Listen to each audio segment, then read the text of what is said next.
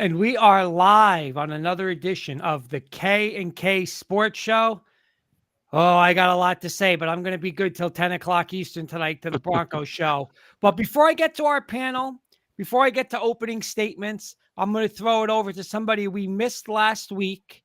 And glad you're feeling better. Glad you're back on the panel, Mr. Paul Rosen. Thank you, Kurt. We have a lot to talk about tonight, but first, K&K, K&K, K&K all the way. Oh, how the guys love to talk about the sports they used to play. Oh, K&K, K&K, K&K all the way. Oh, how the guys love to talk about the sports they used to play. Dashing through their house, getting ready for the show. Carson, Ryan, Kenny, Kurt, and I. No time to take it slow. Quick hit is ready to be discussed, making the guys really think. If they don't get ready on Facebook by 8, their fans will agree they stink. Oh, K&K, K&K, K&K all the way. Oh, how the guys love to talk about the sports they used to play. Very good, Mr. Rosen. Very good. Yeah, I missed that last week. Thank Paul. you. Good job. Nice, Love it. Paul. Thank you. A couple comments before I get to Carson Shear. Carson, I don't know if Kenny told you, but we are officially on Kick tonight, and we are officially on Twitch tonight. So Nice. No way. That's awesome. Yay. set it up. We're going to need you to do all our setups on that, but Yeah. and Twitter. Well, we've always been on Twitter or X, but supposedly now the comments are supposed to come through. Okay. That's great. Eddie Murphy, real quick, Carson. Question for you. Eddie Murphy saying over under Pistons, 4 wins for the year. 4 wins. God, I wouldn't be surprised if it's the under, Eddie. We're abysmal, but I don't even know. I think 10's a reasonable number, but we're atrocious. And Eddie's saying Rosen wasn't sick. He was writing a song last Wednesday. Listen, my opening statement is, I mean, I don't know how much more I've been discussing as a Bronco fan. First off, Christmas Eve, what I witnessed Christmas Eve was an absolute joke from our head coach down. Absolute joke to lose to that team. And then the news today with Sean Payton. Again, I'm going to get into it 10 o'clock on the Bronco show tonight, so I don't want to spoil it. I'm going to have a bunch of my Bronco buddies on tonight. But there's Luby. So much fun. You go, guys, from Luby Rosen from the comment. Hope everything is well, Luby. Mr. Carson Shear, opening statement. Ready for this one? Division champion, Carson. First time in 30 years. What's going on, guys? Happy New Year. Hopefully you guys all had a good Christmas. And yeah, I got an early Christmas present. I was texting the boys, watching the game as it came to a close. I almost got kicked out of church in celebration during Christmas Eve service. But yeah, it was awesome. What a time to be alive for a Lions fan. Mr. Rosen. Good to be back, guys. Good evening, everyone. Good evening, everyone out there. Pleasure to be back with you guys. Sorry I missed last week's show, but I'm raring to go. We have a lot to discuss, and it'll be another fun show tonight. And last but not least, but real quick, there's our good friend Trevor Salzman, who will be on the show with me tonight. Big news day in Broncos country. Absolutely, Trevor. And again, Trevor, I'm going to be honored to have Trevor on tonight with me. Eddie Murphy is asking, is he still getting comeback player of the year? I guess he's assuming Russ. I'm not sure if that's who he's talking about. But Mr. Kirkpatrick, your opening statement, sir. Congratulations to Carson, Detroit Lions. Like everybody said, welcome back, Paul. Good to have you back. You're on the Giants show, so I got to do a Giants show with you last week. Kurt, some sad news, of course. You know, I feel bad for all you guys. You know, you guys adopted me as the stepfather, so you have become my second team through this porous Giants season. But you know, we'll all get through it. Our Knicks won Christmas, Kurt, so there was a consolation. Yes. And about to start a fun show tonight. We got Ryan with us, but get his opening statement, and then we got an open agenda audience appreciation show to end the year this year. So I'll let Ryan get his opening statement in, and then I'll explain what we're doing tonight to the audience and everybody. How y'all doing, guys? Good to see you. Excited for the show tonight. Like you said, a little bit different flavor for us tonight. Not so excited that the Yankees let go of one of my favorite players, Isaiah Kiner-Falefa, but, you know, it's, you know, happens in the offseason sometimes. So it's excited for tonight. A couple comments. Good friend Manny DeLima said, cut the Cowboys too, LOL, after another loss. And Eddie's saying, my opening statement, I'm happy the Yankees didn't pay for the unknown in Yamamoto. So that's Mr. Murphy and his feeling as a Yankee fan. Right, Mr. Kirkpatrick. So our show tonight, I might be, just so you know, I got some bad weather going here. So bear with me if I do lose connection. That's because of the bad weather, but I think we'll be okay. But a little different show to end the year, audience appreciation show, to throw out as many questions as you'd like. Open agenda, we'll improvise. Like you say, what was that show? Whose line is it anyway? We're going to do some improvising. Mm-hmm. So sports-related questions, throw them out to us. And we'll go around the horn with some random topics and, get as many in as we can. We got a nice list here for you guys. And we're just going to take turns going from there. So I'm going to start it off tonight with Carson. His Lions won this past week. So we're going to give him the first crack at what he'd like to discuss tonight. Yeah, thanks, Kenny. It should be a fun show tonight. It's just going to be around the panel. So people in the chat as well, if you have any comments, questions, concerns, feel free to let us know. We'll be happy to answer any questions you guys have. I'll kind of blend one of the questions together, kind of related to the wild card topic. So there's 2 weeks left in the NFL season, boys. You got the AFC and the NFC. I want you guys to give me a team kind of like on the 6th seed or lower in each conference on who you think could be scary in the playoffs. I know there's a couple games left, so a couple teams could creep into the playoffs and get the 7 or 6 seed. But give me a team in each conference that you could see make some serious damage in the playoffs. I think we've talked about this before. I would not want to face the Los Angeles Rams in the playoffs. They've been there before. They've done it. They're Super Bowl champions. Aaron Donald, one of the greatest defensive players ever. You got Stafford. He's been balling the last couple of games. Cooper Kupp, Puka Nacua, I think, is arguably the best 1-2 combo receiver duo in the NFL. So I think the Rams, they're sitting at the 6th seed right now. So that's a team I would not want to face in the playoffs. Same with the Seahawks. Seahawks have had the Lions number the last couple of years. So I think the Seahawks and the Rams are two teams I could see possibly do some damage in the NFC in the playoffs. I think in the AFC, I think the obvious one is the Buffalo Bills. I think they're the 6th seed right now. They've been coming hot the past couple of games. Josh Allen has been shaky midway through the season. He kind of found his groove. Another team is the Indianapolis Colts. They've been doing a really nice job with their coaching staff. And like I said, once you make the playoffs, it's game on. There's been upsets left and right.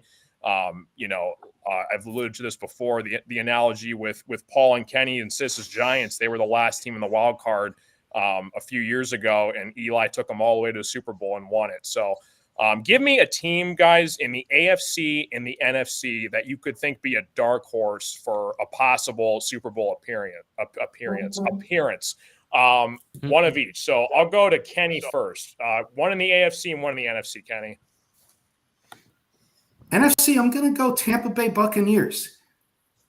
Baker Mayfield's been playing better than I could have ever imagined, and you got the offense. You got Mike Evans and Chris Godwin that can catch the balls and play some defense, and that team could be a little dangerous that nobody's talking about. They're going to get a home game if they win the division. The division's still up for grabs, but we'll get them the champs in that division, and why not? AFC, a little tougher. I'm not going to go the one that I think everybody's going to pick. I'm going to give you a dark. No, that'd be really dark. Dark horse, Super Bowl, Carson, or can I go playoffs? To win a game or two? Either or. To win a game in the playoffs, the Raiders. The Raiders got a chance of getting in, believe it or not, and they're hot right now. They get in, they can win a game in the playoffs. So I'll go Raiders in the AFC, but Super Bowl, Buccaneers would be a deep dark horse. Yeah, I like it, Kenny.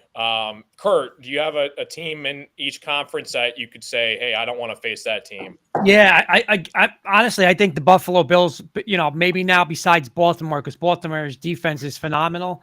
It's the Buffalo Bills. They figured out how to play, right? They run the ball now, lean on their defense and just make Josh Allen make a couple of plays. It's the right way to play, and they learned it.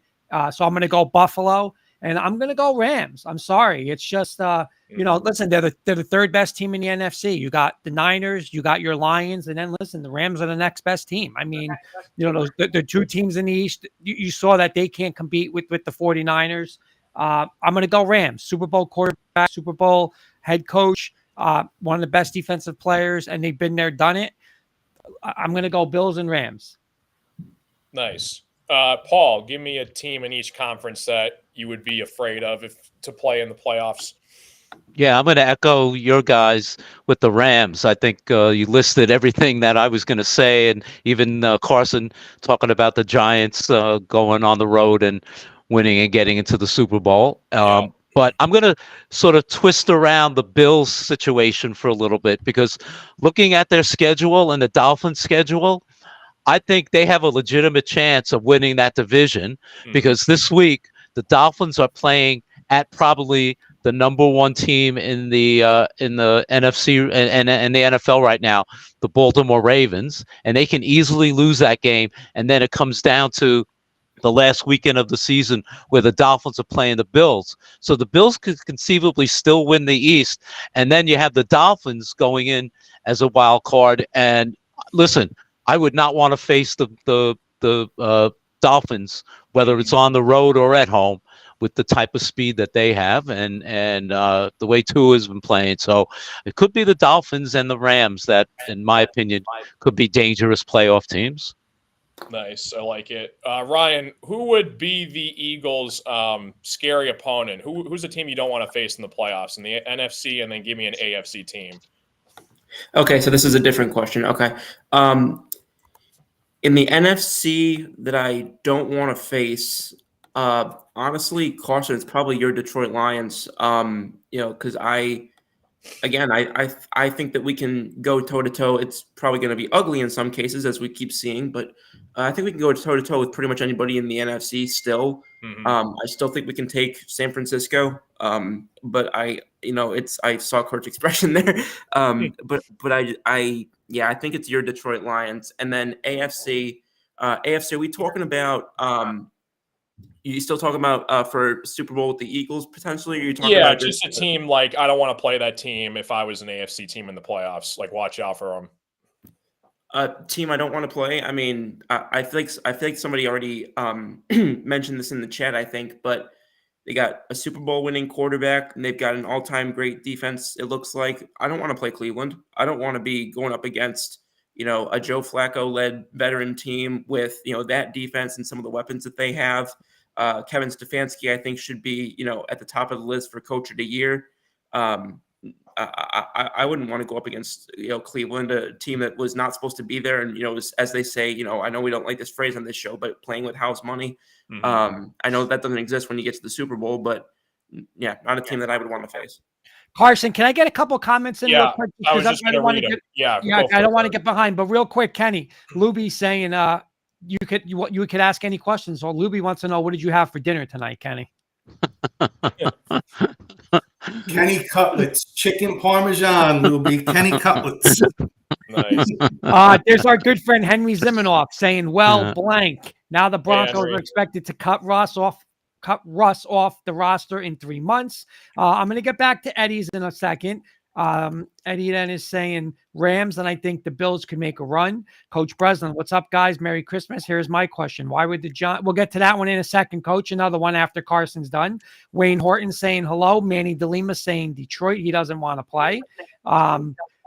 Dark Horse, Coach Breslin, there's what you were saying, Scoops. He's saying Cleveland. Great D, and Joe Flacco has won it all. Eddie's saying that. Eddie Sis, Kurt, huge mistake benching Russ this late in the season. 1,000% Sis. 1,000%.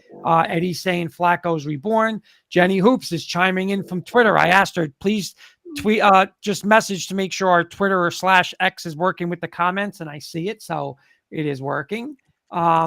Rams, and then Coach Breslin, Rams in the NFC, been there before and playing well. I'll get back to Eddie's question and Coach Breslin's question when Carson's done, Kenny. Yep. Okay, Carson, you're back. Oh yeah, no, that was just kind of my roundtable topic that I have for you guys. I think you guys made good points. Like you guys said, the Rams, the Bills, even the Browns. I think Coach Breslin was saying this. I'll scroll down here. Dark horses, Browns. Great D and Joe Flacco's won it all. Manny's saying my Lions. Eddie Murphy's saying the Browns. I think all of you guys nailed it on the head. So good job, guys. I'll go to Paul next. Paul, you can pick a topic off the agenda. All right. Yeah, let's talk about some of them. Well, before that, let's get our audience questions in first. We got 2 audience questions to answer. Okay, I'm going to go to Coach Breslin's first, and I'll do Paul and Kenny on this since you're Giant fans. He said his question is, why would the Giants and he said Redskins, Commanders play guys that are really not long-term options and try to continue to see if the guys that they have get more experience? Puzzling to me, but would love your thoughts, Kenny. It's a tough question, Coach. I guess it's because they want to show their fans they're not tanking. I mean, is that the only way I can think of it? And I respect that.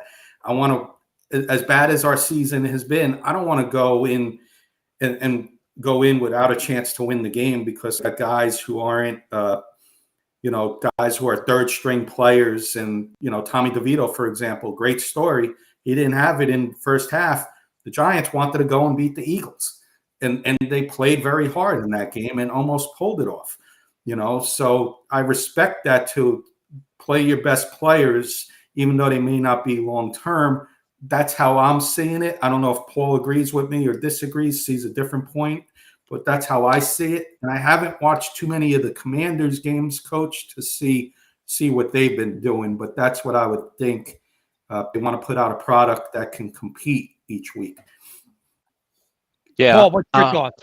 I can sit on both sides of the fence on that and take either side. But I think the bottom line comes down to Coach Dable wants to give his team and the locker room the best opportunity to win the game. And that's what he's getting paid, to win games. That's the bottom line in football. How many games have you won for us? And they're at home. They want to win. After seeing Tyrod play the way he did in the second half, I think he owes it to the team and the organization to try and win as many games as possible.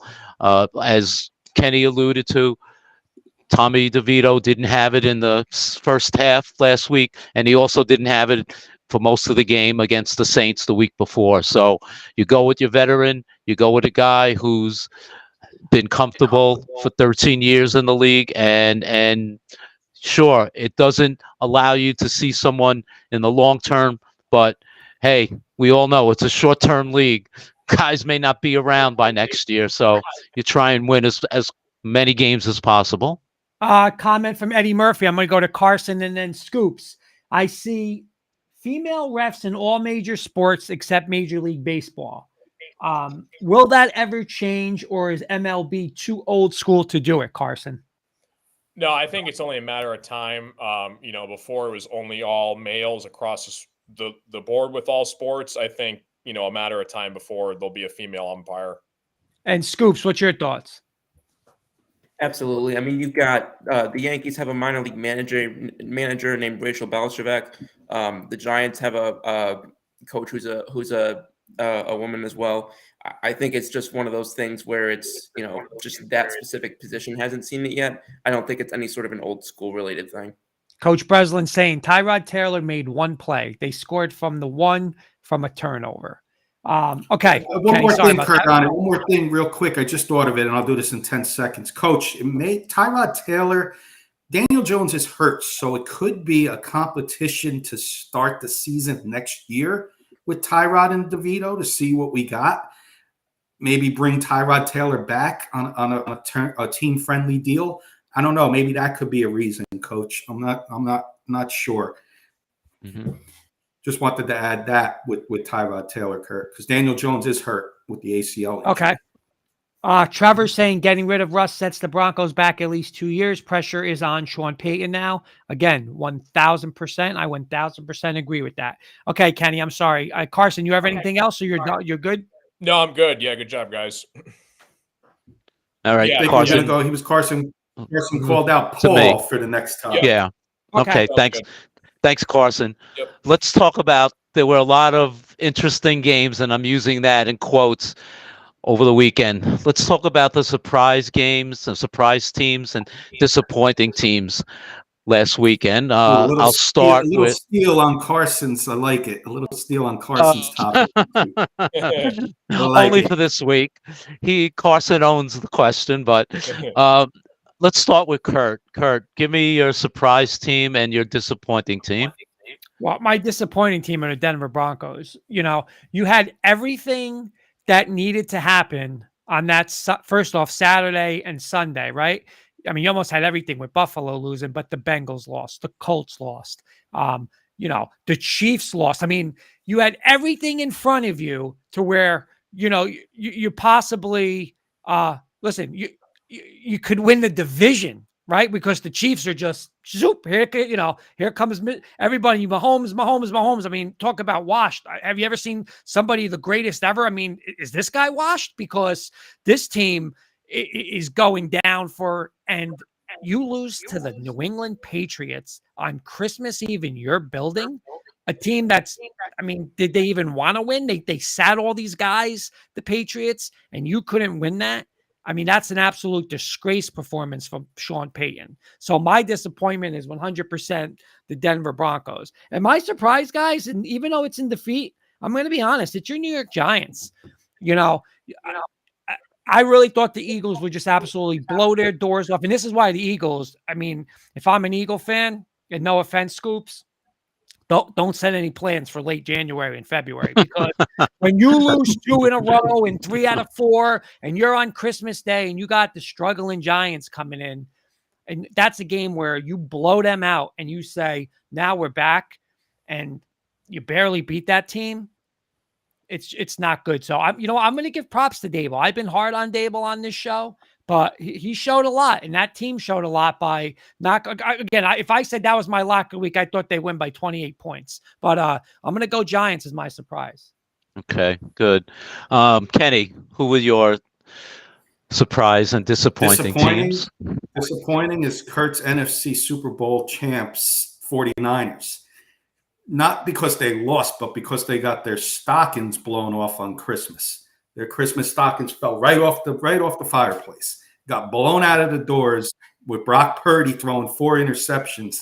Worried now about little Mr. Brock Purdy. The team's catching up to him now. We're going to find out if he can bounce back from this performance. So 49ers are my big disappointment. Surprise is going to be the Raiders.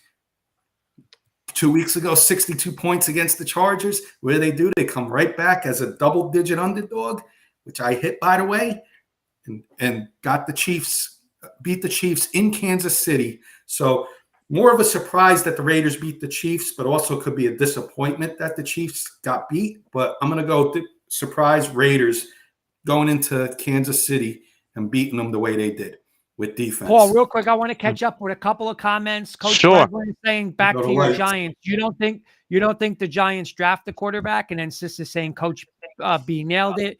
He thinks the Giants will draft the quarterback. David Burns, what's up, David? Saying, watching from Cedar Hills, Texas. What's going on, fellas? He's saying he's glad the Chiefs lost.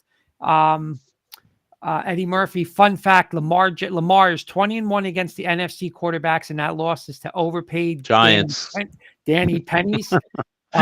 David is also saying that's a laugh that they lost to the Patriots, the Broncos. It's going to be the Ravens and 49ers in the Super Bowl. I'm leaning that way too, David. And he's saying my Ravens got in there behind. Eddie's saying, I think the Giants got screwed on some of those plays. If there was a veteran wide receiver, they would have got that PI call. You think? Coach Breslin saying, agree, disappointing. Colts getting crushed by the Falcons would have been a big win for their division. Mm-hmm.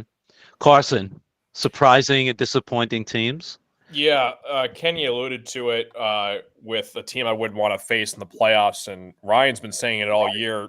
Watch out for this Buccaneers team, guys. They blew out the hot Jacksonville Jaguars. I mean, this team, if they get in the playoffs, they get a groove on. I mean, they got a solid defense. Baker Mayfield's been playing great. You got Mike Evans, Rashad White.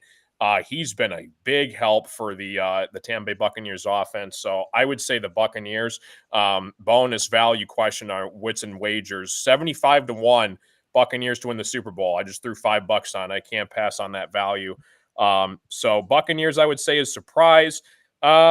Disappointing. I'm gonna go with the Texans. I know they don't have CJ Stroud, but the Browns kind of went into their own building Christmas Eve and took care of business. So the disappointing, I'd say, is Texans. Nice. Scoops.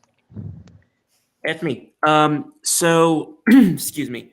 My surprise team this week. I had a couple of different ones, and I know I just plugged them a few minutes ago. Cleveland. They went into Houston. They were up by 29 until they, basically took the brakes off. They were up by 29 in Houston against a guy that a lot of people think should be the offensive rookie of the year. And they're doing this with, I think, the fourth quarterback that they've played this year. This is a guy who came in after Dorian Thompson-Robinson. This is a guy who came in after, and obviously after Watson, et cetera. And it's unbelievable to me how their team, and we always forget this, or at least, it's easy to. Nick Chubb, who's supposedly their best player and perhaps the best running back in the NFL, he's not been available for almost the entire season, and they're still playing. They've got almost very close to a lock to be in the playoffs if they haven't locked it up already. So that's definitely my surprise that they went on the road and did that in such convincing fashion. My disappointment team, I got to go Cincinnati. I know that they don't have Burrow, but they were still projected to at least keep this game close. And they got absolutely their doors blown off by Pittsburgh. They lost by over 3 scores. And they just, obviously they missed Joe Burrow, but this is a team that just looked absolutely lifeless this week. And they made Pittsburgh, who people had questions about the last couple of weeks. There were actually a little bit of rumors about, Mike Tomlin potentially being, could he be in his final year in Pittsburgh? And I think that, those conversations hopefully are quieting down now because they made an absolute statement in that game. A couple comments from Dave. Time to put a ring on Lamar Jackson. Eddie's saying the way Lamar looks make it look worse than the Jets, that the Jets didn't go all in for him. Dave's saying Jacksonville is going to get kicked out of the first round of the playoffs if they even make it. If they make it, they're struggling to even make it, Dave. They're struggling. And then Eddie's saying, "Hey Carson, did you see? I saw this today. Did you see the guy that won $490,000 on a 14-team parlay? It wasn't me. I can tell you that." Yeah, it was nuts. It was I saw that. $5 bet too. Crazy. Yeah. So just to conclude, my surprise and disappointing teams are in the same game. The Raiders, like you guys alluded to, went into Kansas City and just hit the snot out of that Kansas City team. They did everything they could. Like Kenny said, they scored 63 the week before and went in there and didn't give a damn who they were hitting. And they punched the Chiefs right in the mouth. And as far as the Chiefs go, such a disappointment on Christmas Day. The fact they must have been drinking eggnog all night because they played like crap, and I want to use a different word. And I've never seen Pat Mahomes play as poorly as he did. Okay, the first quarter might be a little early, but the fact that he didn't get any better the rest of the game. So my disappointing team, they had an opportunity to really lock down the division, and at that point, they certainly did not. So the Raiders surprised. The Chiefs, my disappointment. That's about it with this question. So let me have it go over to Kenny. All right, I'm going to shift gears a little bit. Carson, I hate to do this to you, but I think it's a topic we should bring up. We're going to shift gears to the NBA. We're going to shorten up the Detroit Pistons. I'll just have a little quick question for you guys, and we'll go from there. Carson's leaving, and rightfully so. The only reason I'm doing this is you have the Lions. You still have the Lions, but my question is, they're making history, and not the history you want. Was it now, Carson, 27 straight losses? Yeah. and that's record for consecutive losses in a season. They're on the verge of history. I'll start with Carson for his thoughts. And the question I have for him is basically you have a star in Cade Cunningham, emerging star. How do you fix this? And when will they win another game, Carson? Wow. Oh, man. I'm going to try to keep my cool here. It's you can't fix this team. It's a complete dumpster fire. You know, there's definitely talent on this team, but the fit just doesn't make any sense. You have Monty Williams, who basically was going to step away from the game of basketball. Then Tom Gores, our owner, basically gave him a crap ton of money. Literally said in his press conference the only reason why he came back was because of the money. And you're seeing it firsthand, where a bunch of guys are just basically clueless on the basketball court. His rotations don't make any sense. Cade Cunningham is the only silver lining that we have on this team. And I honestly don't know when we win another basketball game. We have the Spurs at home January 10th. That is the next possible win that I see. And what makes this even crazier is now it's become a national problem, and all the teams are aware of this because they don't want to be the team that breaks the Pistons losing streak. So they're going to try extra hard now because nobody wants to be the team that loses to the Pistons. I feel horrible for Cade. He's given us his all. I mean, it's a joke. I mean, Troy Weaver, this is his, I think, 4th year in now, and somehow we are worse than we were last year. So it's bad. It's beyond bad. I think this could arguably be the worst professional sports team, not just in basketball, but all of professional sports. I think, Cade, I mean, I would seriously consider trading him. If somebody offered me 2 or 3 first rounders for Cade Cunningham, you got to start over somehow. And obviously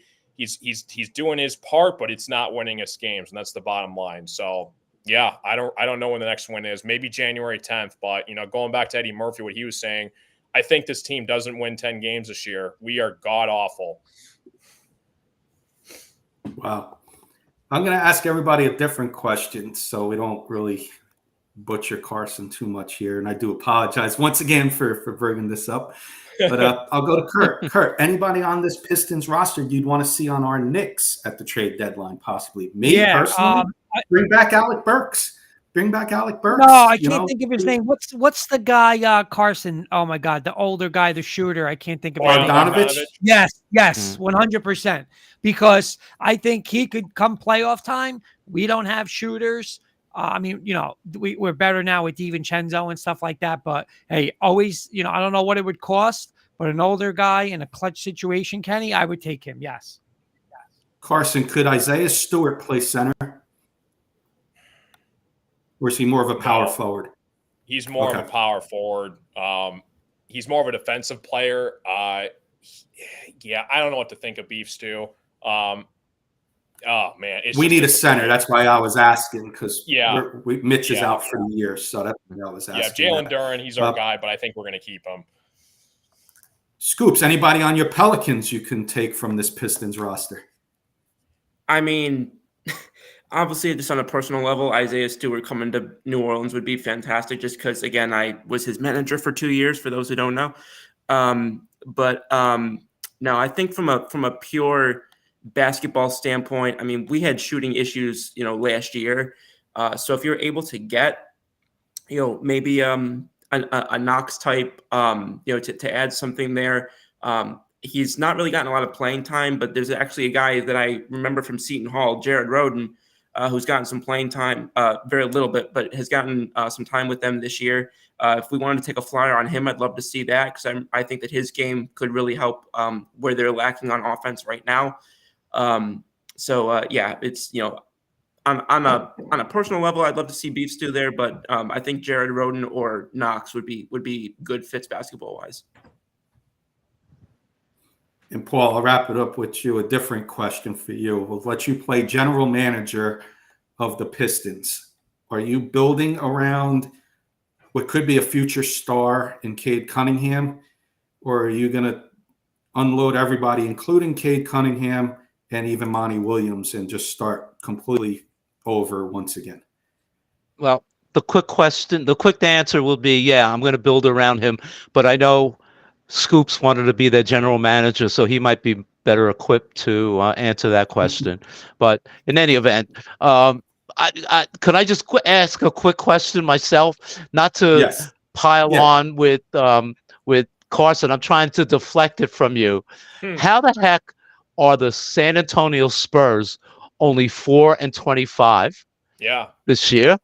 That to me, and the Wizards only have 5 wins, Carson. So the future doesn't. You could catch those teams with some luck.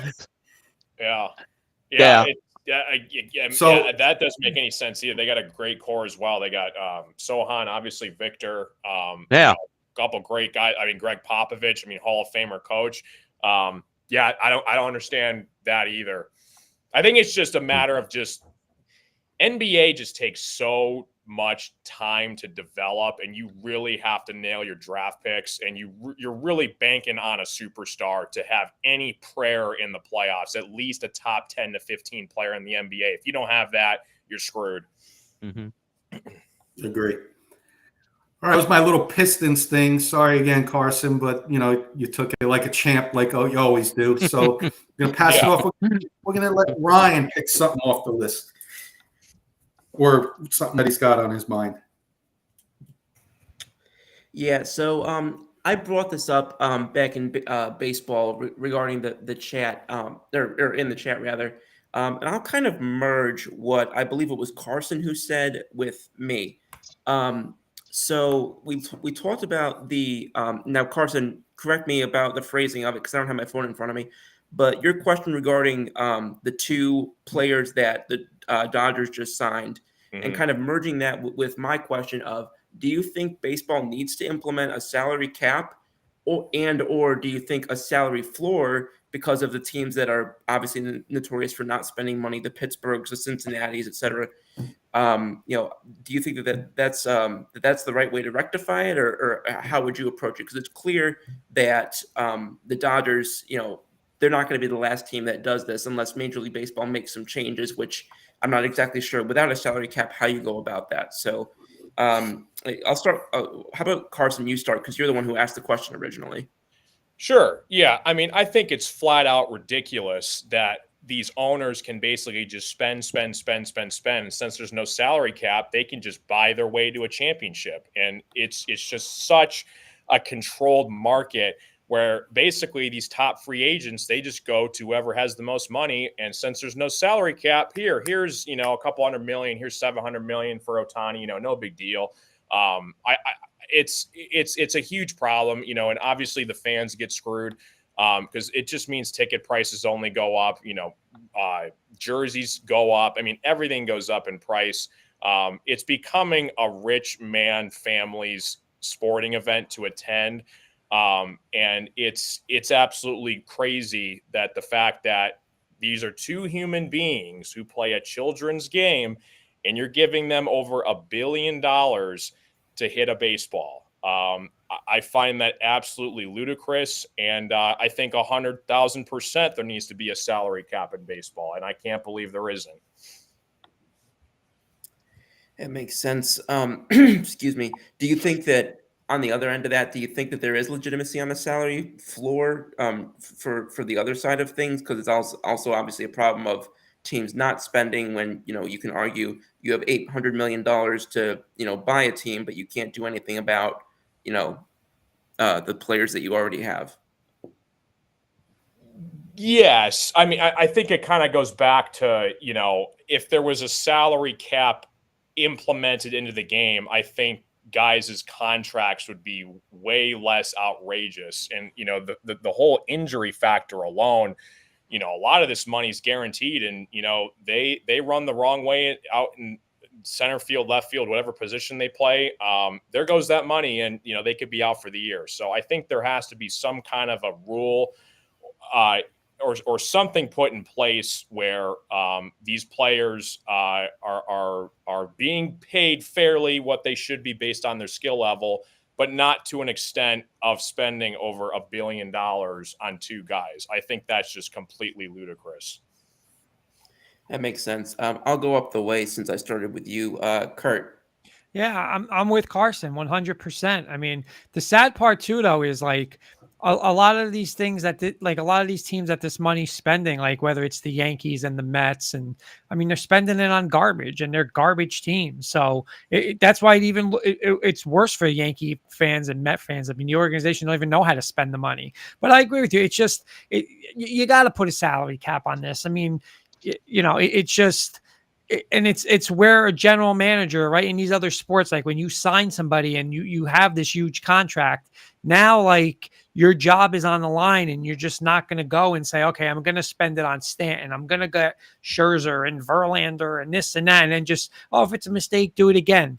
It's so a non-competitive. It's why it's the worst sport of all the major sports. It's just it's the same thing. The same teams are going to be there. So absolutely. And to answer your other question about the floor, yeah, the NBA has a floor. Like you have salary cap money, like say the Sacramento Kings have $90 million in cap space. They have to spend like $80 million of that. Like it doesn't matter who they got, but they just can't be like, okay, we're going to have a payroll of $10 million. That NBA doesn't allow it. So I absolutely think they should. Right. That makes sense. And I agree with you on that. Paul. Do I think they should? Yes. The reality is, I don't think you'll get 30 owners in Major League Baseball to agree to it. And it's unfortunate because it does need to have a salary cap. It works in football, it works in basketball. And the reality is, if the Dodgers didn't bid on them, look, Steve Cohen and the Mets bid on Yamamoto. If Ohtani had any kind of inclination to come to New York, don't you think the Mets and Yankees would have gotten into a bidding war in addition to the Dodgers? Absolutely. If anyone doesn't think that, they're crazy. So it could have been the Mets signing a check for $1 billion. And would I have been happy as a Mets fan? Probably. But that's not a real justification to spend that kind of money. So the bottom line is there's got to be a salary cap plus a bottom line to what teams should be spending. Paul, can I just add something? One thing, I'll be 30 seconds or less. And listen, I saw this, and I said this a couple of weeks ago on this show and the Bronco show, and what the salary cap is going to do. And listen, I'm an issue with it today with Russell Wilson. Is you got these Hall of Fame great players, right? But they're giving them money that they don't deserve. Russell Wilson does not deserve $50 million. Jalen Hurts does not deserve 60. Mahomes don't deserve it. And what's going to happen is they're getting the money, but they're going to destroy their careers, because what's just going to happen is a team like the Broncos are going to say, I'm not paying that. I'm not, Kansas City, 60 million. Mahomes is in trouble now. You're talking 8 years down the road, they still got to pay this guy. They're not going to pay him. It's going to happen to him. It's going to happen to Hurts. It's going to happen to all these guys, because the contract isn't going to, you're not going to live up to what you are. I said this all the time. If Brady, Breeze, and Peyton Manning were in the NFL today, you'd seriously have to give them $100 million, because they're that much better than Hurts and Burrow and Wilson and Mahomes. It's going to be a problem, because Ohtani and the other guy, if they don't, now you're looking like Ohtani better win a World Series, better win MVP, better be the best. He better do all that if he's making all that money. And when they don't do it, it's going to be like a failure in their career. So something's got to change. Well, just to add to that, Kurt, I said Dave Roberts is on the hot seat the day after they signed both Ohtani and Yamamoto, because if they don't win the World Series, there's no excuses. He's going to be out of there. Yeah, you're right. I'm done. Oh, and then, excuse me, Kenny. I mean, I can't get mad. Yankees did it for years, but this is getting a little crazy. $1 billion for two players. And for a Japanese ball player who hasn't pitched one pitch in Major League Baseball. It's a different atmosphere, the United States baseball and Japanese baseball. I'll bring up one name from the past. Kurt and Paul is going to remember this name. Hideo Nomo. Phenom when he came into the league. Yep. Then he got hurt. few years in, and then he was never the same. You're putting a lot of eggs in the basket with Yamamoto. We know you're going to get out of Ohtani, but this Yamamoto is puzzling to me. The $300 million alone, but to give a guy 12 years on top of it. But to get back to the question about the floor, I don't have a problem with there being no floor because your small market teams can't compete as it is. The Rays put in a winning product every year with a tiny payroll because they can't, but because of their fans not showing up. Oakland A's are moving to Las Vegas because they had no fans at their games, 5,000 people if they're lucky. How's the team but Kenny, Sis money? is making a great comment. Sis just made a comment saying the working man has no chance, just like what Carson was saying. How do you go to any games? How do you go to a Dodger game with a family of four? Four hot dogs and 4 sodas will cost you $100. I was going to say $400. Very close to it. No, there should. I don't have no problem with the floor because your small market teams can't compete. And you know what? Let them go get the Ohtanis and the Yamamotos of the world because you know what? The Diamondbacks beat them last year in the playoffs, right? They got to the World Series. So I'll count on those small market teams and root for them, root for the Orioles of the league, root for the Diamondbacks, root for Carson's Tigers, the Rays. I'll root for teams like that over these two guys that are making more money than a team. Their contract is more than teams, alone cost. These small market teams you can get for cheaper than $1 billion. Crazy. Well, I got two questions. I'm gonna go to Scoops and then I'm gonna go to Scoops and then Carson. Scoops, what are the Dodgers' chances from Henry? What are the Dodgers' chances, in your opinion, of now winning the World Series next year? Heavy favorites? I would definitely good favorites. I would not say heavy favorites though. And I'll go back to why. And I've used this example before.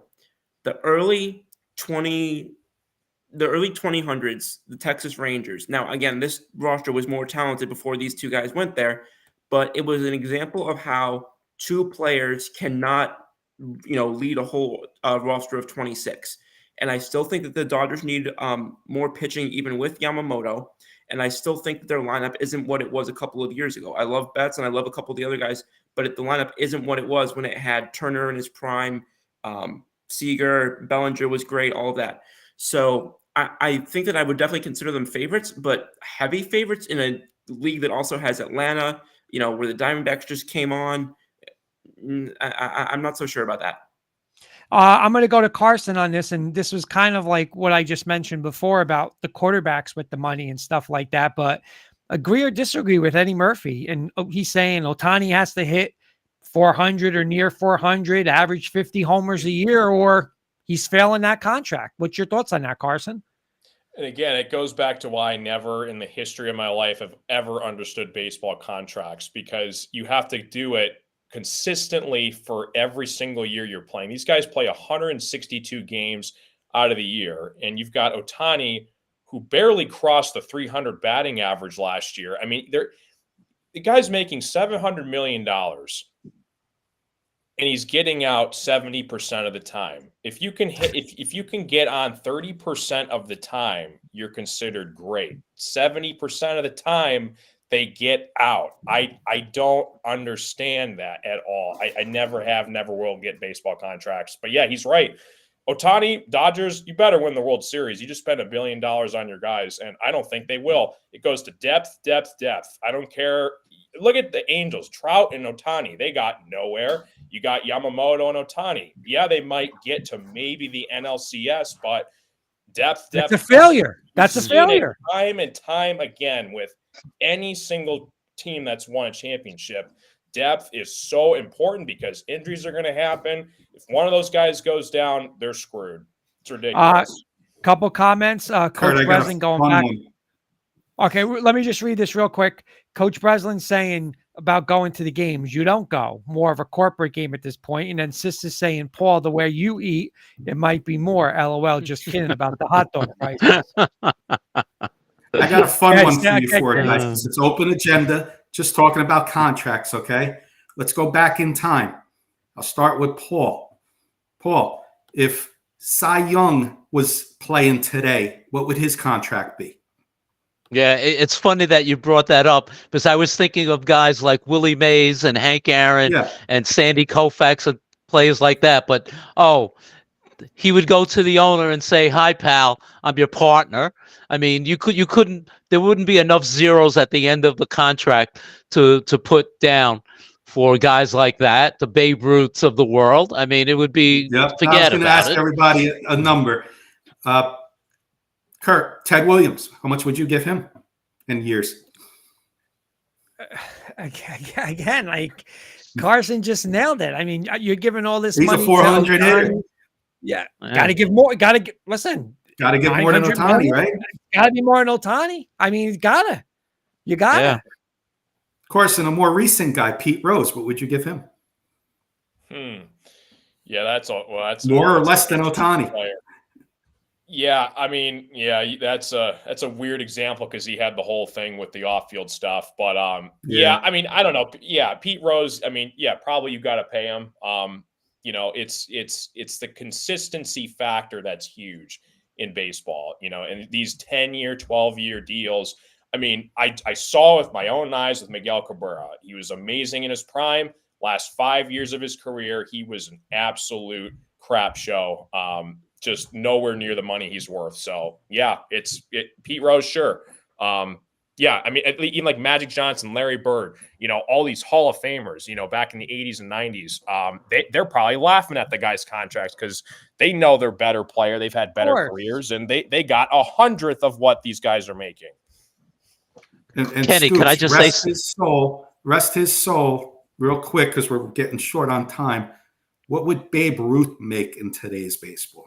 Today's baseball contract and money. Would he be the first $1 billion player? See, I'll say no. And here's the reason I'll say no is because when you ask me that, I'm also imagining Babe Ruth playing in today's game. And I am starting to think about like what his swing like match up, like how would his, swing mechanics and all of that. So I think Babe Ruth has so that's where my mind is going right now. So my God. So he's making $500 million for me. He's making $500 million for me because he would be Ohtani. He would pitch and exactly. That's about where my God. 450 to 500 was about. So you think Luis Severino would farewell versus Babe Ruth, huh? Where the hell did you pull Luis Severino from? Listen to me. This is why I'm going to answer your question. I'll be honest, Kenny. I've watched baseball the past 5 years, 6 years. Oh, man.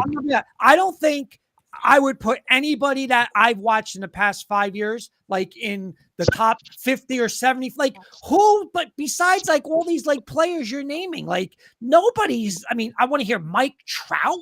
What is Mike Trout is an all-time.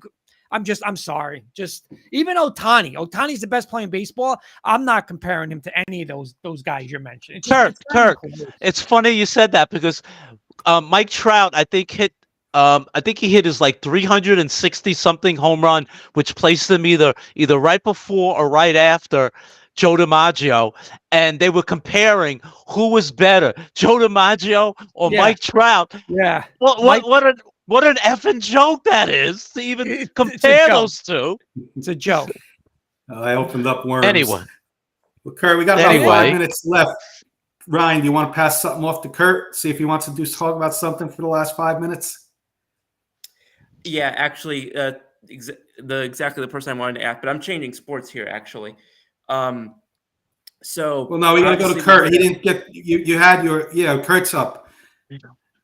Oh, you had yours. I didn't finish my other thing. I'm sorry. All right. Well, we were doing one at a time. Done. That's okay. We'll see if we got time. Kurt, you got anything? 5 minutes. I'm gonna be real quick, and I'm gonna like kind of piggyback off of this topic. I'm gonna go off topic a little bit, but I'm gonna start with Carson, and we're talking about laughing about all these contracts, right? Baseball, basketball, and like baseball and basketball, these are fully guaranteed contracts, right? So listen, Ohtani, whether he don't play, whether he bats 190, he's getting that money. So my deal is this is the only way I think you fix sports, 1 year contracts. Yep. I mean, is that ever doable where, hey, I'll give you $80 million this year, but I'll tell you right now, you bat 220, No. Now you make $6 million next year. Is that possible? You know what? Will that fix the problem, Carson? 1-year contracts. I don't know how to answer this. I totally love the thought of it, but here's the problem. See, you're basically banking on Ohtani. Let's just use Ohtani for example. You're basically saying 12 years, $700 million. That's at a discount because hopefully in 10 years from now, if they were to pay Ohtani every single year, it could be $100 million a year. Like what he did last year was unbelievable, and you're paying them while they're in their prime. So if you go by the year-to-year thing, I think over time that you're going to spend more money because these guys, if they have an amazing season, they would get the highest bang for their buck. But if you pay them in like a lengthier time, which is why teams do this, you're gambling on the thought of, okay, he's going to be great consistently 10 years from now. He could suck, but we're hoping that he's amazing 10 years in, which is why these baseball teams give these crazy amounts of money out because they're hoping that they get their return on investment sooner before their contract is over. So so yes, I agree, Kurt. I think it would fix it to an extent, but I think over time, because you would basically be paying them more money per year if it was a year-to-year basis. Yeah, no, that's a great point, Carson. You know what? You made a great point with the stars. I meant more of like a Rodon, you know, an average guy that's making stupid money, Scoops, you know, like that's my point. Like, like Ohtani, like that's a different animal. And I totally agree with you. But a guy like that, where you wasted already one season, now you're wasting another season, like that, Scoops, on a year-to-year contract, could that help? You know, in all the major sports. Yeah, and I think it could. And I think if you threw incentives out there, I know the NFL does this. Like if you reach a certain number of touchdowns in a season or you cross a certain threshold in receiving yards, you get like an $1 million. Extra bonus added on top. And I think, you know, winning team in the World Series, you guys each get $100,000 added onto your contract. You know, something to incentivize the players. You know, I think we should reward teams who win championships, not based on the individual skill level, and they didn't make the playoffs. But they're an amazing player, but you didn't win a championship. You didn't win. And you said this all the time, Kurt. I don't care what you do in the regular season. What do you do for me in the postseason? That's where you earn your money. That's where Hall of Famers are made. Do it in the postseason. I don't care about the game you played May 5th against the Blue Jays. Do it for me in the World Series. Kurt, can I respond to that? Because it sort of piggybacks what Carson just said. I totally agree with that, and I'll tell you why. Years and years ago, this is going back to like the 40s and 50s in baseball, the Yankees with Joe DiMaggio, for example, would sign him to a 1-year contract. Okay, they would pay him, I don't know, $80,000, $70,000, whatever. If they didn't make the World Series and win it, they were looking to cut Joe DiMaggio's salary. Why? Because they didn't win the World Series. So the bottom line is they always signed 1-year contracts. The general manager of the Yankees at the time would not give him more money because they didn't win the World Series as they were expected. So yeah, that's the incentive. And it was always the incentive. But coming back to the future now, to the present, the bottom line is all you would need is the 30 owners to all agree with this. But then you need just one guy that's going to say, no, I'm going to sign, you know, Ohtani to a 2-year deal, or pick a player, Trout to a 2-year deal, and then the floodgates open. Because then if Steve Cohen is doing it, then Hal Steinbrenner is going to do it, and on and on and on. So it would be almost impossible. Kenny, I'm going to come to you just on this last one. I'm going to change the topic because agree or disagree. You don't have to change it, Kirk, because we're short on time. I want to make up a point, if you don't mind. Okay, yeah, go ahead. I'll hold my. Okay, go ahead. I would like to see a lot of incentives, 1-year incentives, meaning if you're a hitter, 162 games, every game you're in the field, you get $25,000. None of this Giancarlo Stanton sitting on the bench for, you know, called him a fraud 3 years ago. $25,000 every time you play a game in the field. Okay. Batting averages are going to mean something. Every point your batting average, you get $10,000. So if you're batting 300, you got $300,000 coming to your thing. Every single you get, every double you get, every triple, every home run, et cetera, et cetera. For pitchers, innings pitched. You ain't going to see this pitch count of 5 innings pitched. I threw 80 pitches coming out. Everything's going to be incentives, and that's how it should be going forward if you want to change this $300 million contracts and all that. 1-year contracts, all incentive related. You'll see performances like you haven't seen since the 70s and 80s if you do something like that, in my opinion. Rapid fire for this one. I'm going to go around the panel because I said this to Jen yesterday. All right, we're on time, Kurt, just so you know. All right, I'll be 30 seconds. Rapid I'm just fire. letting you know because you got your show. Okay. I'm just letting you know we're on time. We're running on time. We have Christmas vacation, so we watched the Bullies of Baltimore. Unbelievable 30 for 30. And I sat there and I looked at Jen and I said, there's people that say this Baltimore team wouldn't be the best team in football today. That offenses would score points on them. And I was just laughing with her. And my whole point, rapid fire, is there's just, whether it's teams and players, nobody in this era right now, nobody, you can't compare them to, the Bradys, the Mannings, the defenses, the Jordans. You can't compare it. They're nowhere near as great players. Paul, agree or disagree with me? Totally agree. Kenny. I agree. Did you see Eddie's comment though? Got to read that one. Word on the street is Rosen was Joe D's. Yeah. Best of the night. Best of the night. Kenny, agree or disagree? By the way, I apologize. We forgot you got a couple of parodies for us. I know we're getting short on time, Kurt, so we'll do this rapid fire and then call quick parodies to end the show. Kenny, you agree or disagree? I agree with you, Kurt. Carson. Yeah, completely agree. And going back to why Jordan's the greatest, nobody in the history of mankind is dropping 40 points in the finals after literally just getting food poisoning. If that was LeBron, he'd be out for 6 months. Oops. No, don't agree with this at all. That's a great debate. That's a shock. That's a great debate. I totally forgot because the show was action-packed tonight, and we appreciate the audience participation tonight. Paul's got some parodies that we didn't do last week for all of us. I know we're running. Him. You know what? To respect the time. We got a couple minutes. We're good. We're good. There's no high school show, but they got to set up soon, so we got time. We could do it. All right. You know what though? So let me do this. Let me do the poem that I did that I was going to do rather than the parodies. I think it's more impactful. How's that, Kenny? You got a couple. You could do one for Carson. You could do the parodies, right, Kurt? Okay. You could do the parodies. By the way, Jody Moncrief is saying F Peyton, boys. Oh, I can't wait. You got time. We want Paul to do his parodies. You worked hard on them. Give us the parodies real quick. All right, I'll do that, and then but I do want to do the poem because I think it means everything. Okay, Scoops, here's your parody. All right, ready, Scoops? I'm ready. Deck the halls with eagle pushes, fa la la la la la la la la. 'Tis the season to say tushes, fa la la la la la la la la. Scoops will don a jail in Jersey, fa la la la la la la la la. Troll the McNabb and Cunningham errors, fa la la la la la la la la. That was great.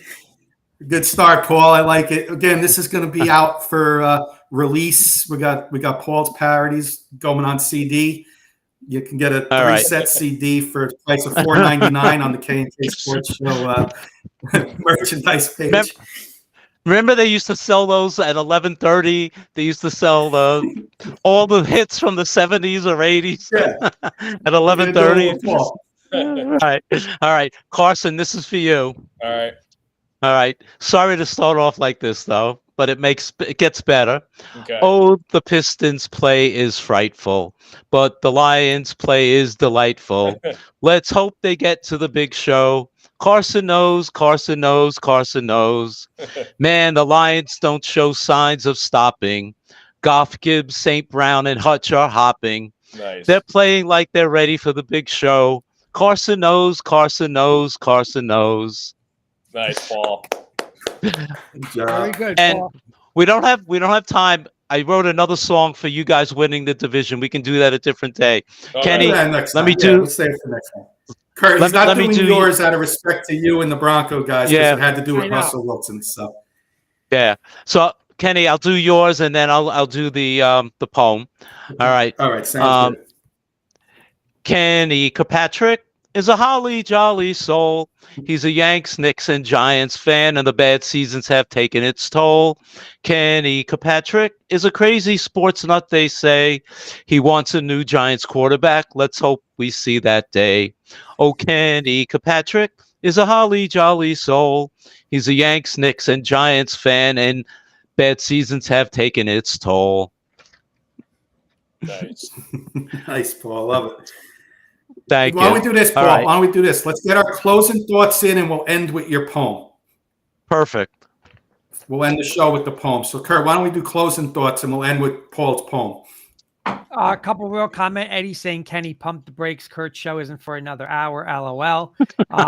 Then Eddie saying, Scoops, it's like 20. He won't agree with anything before 2000. And he's saying, Kurt's parody will be the secret track when album is released. Luby saying, I wish you the very happy, successful, and very healthy New Year, guys, from the bottom of my heart. Thank you, Luby. You all. Thank you. Thank you, Luby. All right, Kenny, you want to? Let's do final thoughts, and we'll end with Paul's poem. Okay. Again, I'm not going to get into today. I'm going to get into that in the Bronco show. I have a lot to say. But just very, very disappointed in the performance on Sunday night, everything in front of them. Just one of the worst Bronco losses I've seen in a long, long time. But, hey, Knicks bounced back. St. John's played a great game. So I'm happy. Everybody enjoy New Year's Eve, New Year's Day.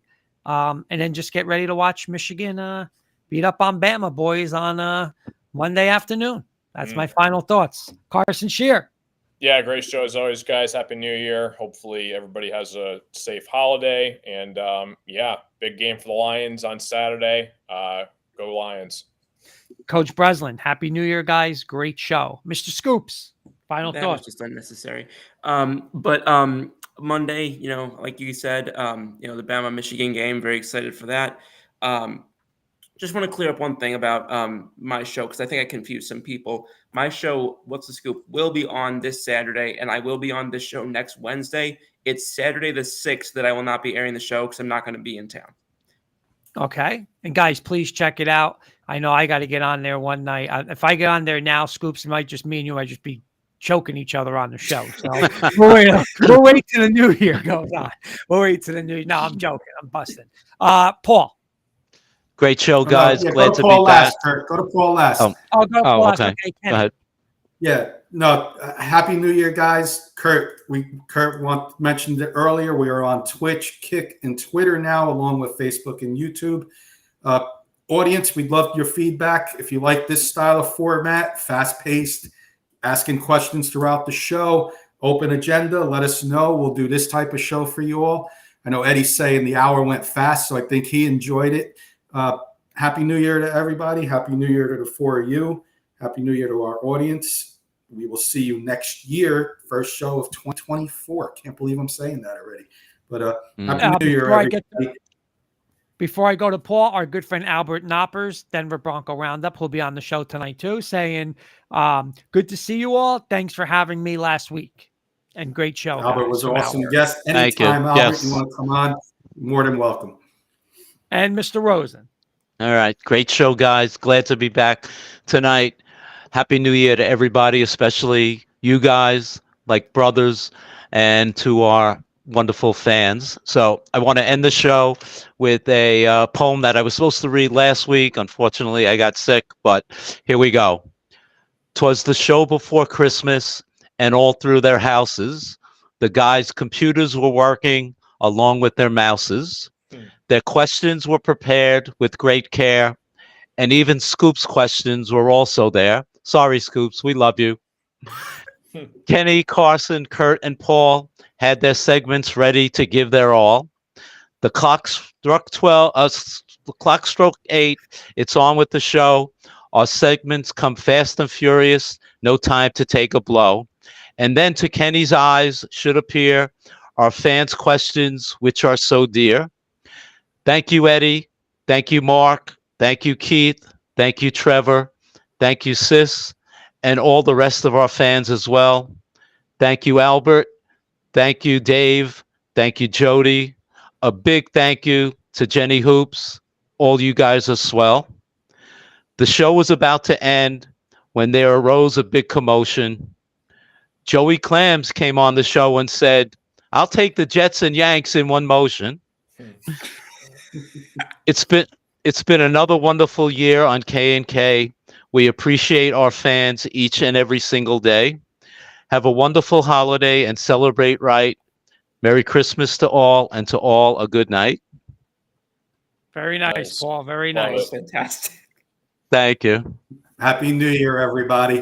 Great Happy job, New Year, Paul. everyone. Great job, everybody. Thank you. All right, guys. We'll see you guys